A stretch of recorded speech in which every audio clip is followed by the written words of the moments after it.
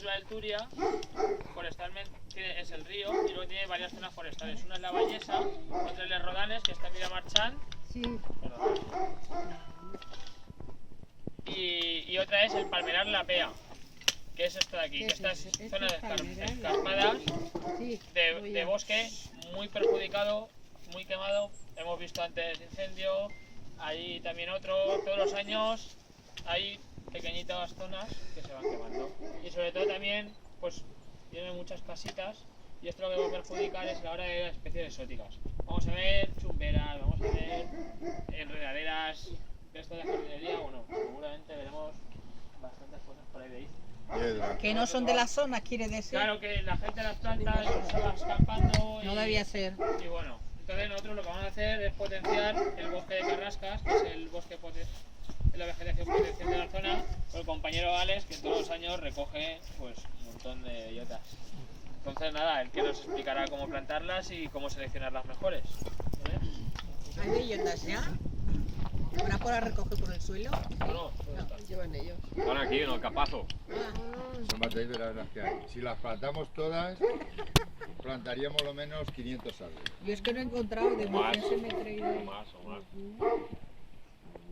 Bueno, Entonces has dicho que estamos en el Palmerar ¿Me entiendes? De la pea. de La Pea.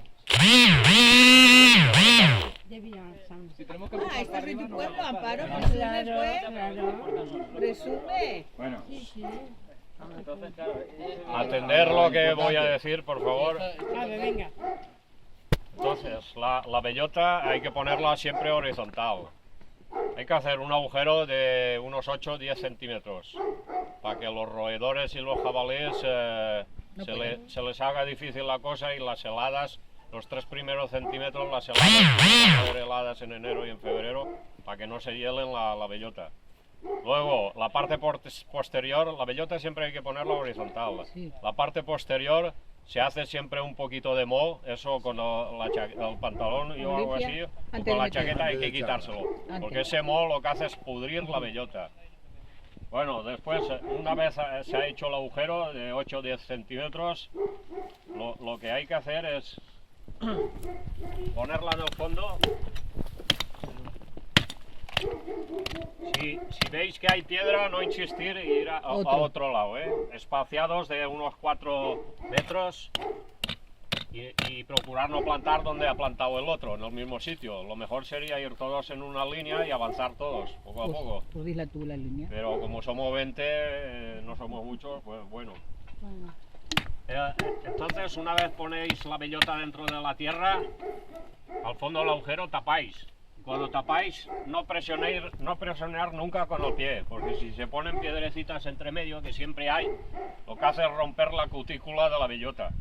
Si se rompe la cutícula, sistemáticamente se pudre la bellota. Es lo que envuelve la bellota, vamos. Entonces hay que ponerla horizontal dentro del agujero y presionar ligeramente solo con la mano. O con la azada un poquito, pero sin hacer fuerza. Porque si no, las piedras que hay entre medio perforan y pudre sistemáticamente la bellota.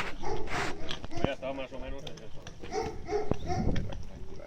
Vale, pues ahora aquí Saluda.